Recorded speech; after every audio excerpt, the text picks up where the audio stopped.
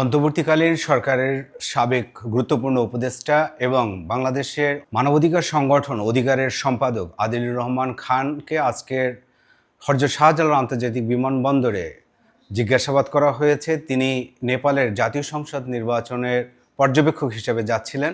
সে যাওয়ার পথে হযরত শাহজালাল আন্তর্জাতিক বিমানবন্দরে ইমিগ্রেশন পুলিশ তাকে তার যাওয়ার বিষয়ে জানতে চান এবং তাকে একটি কক্ষে নিয়ে কিছুক্ষণ জিজ্ঞাসাবাদ করেছেন বলে অভিযোগ উঠেছে। গণমাধ্যমের খবরে বলা হয়েছে যে তাকে একটি কক্ষে নিয়ে কিছুক্ষণ বসিয়ে রাখেন এবং ইমিগ্রেশন পুলিশ তাকে বেশ কিছু প্রশ্ন করেন।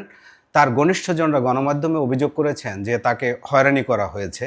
তবে ইমিগ্রেশন পুলিশের কর্মকর্তারা জানিয়েছেন যে রুটিন মাফিক যেসব জিজ্ঞাসাবাদ প্যাসেঞ্জারদেরকে করা হয়, আদিলুর রহমান খানকেও সে রকমের জিজ্ঞাসাবাদ করা হয়েছে। পরবর্তীতে তাকে ছেড়ে দেওয়া হয়েছে, অর্থাৎ তিনি সহজেই আবার নেপালে চলে গেছেন কোনো বাধাবিঘ্ন ছাড়াই। ইমিগ্রেশন পুলিশের পক্ষ থেকে বলা হয়েছে যে তাকে কোনো হয়রানি বা তার সাথে কোনো অনিয়ম হয়নি এখানে। আদিলুর রহমান দেশের বাইরে থাকায় আসলে তার বক্তব্য গণমাধ্যমে ওভাবে আসেনি, তবে তার ঘনিষ্ঠজনরাই ওই অভিযোগটি করেছেন যে তাকে বসিয়ে রাখা হয়েছিল। তবে ইমিগ্রেশন পুলিশ তার এই অভিযোগকে অস্বীকার করেছেন।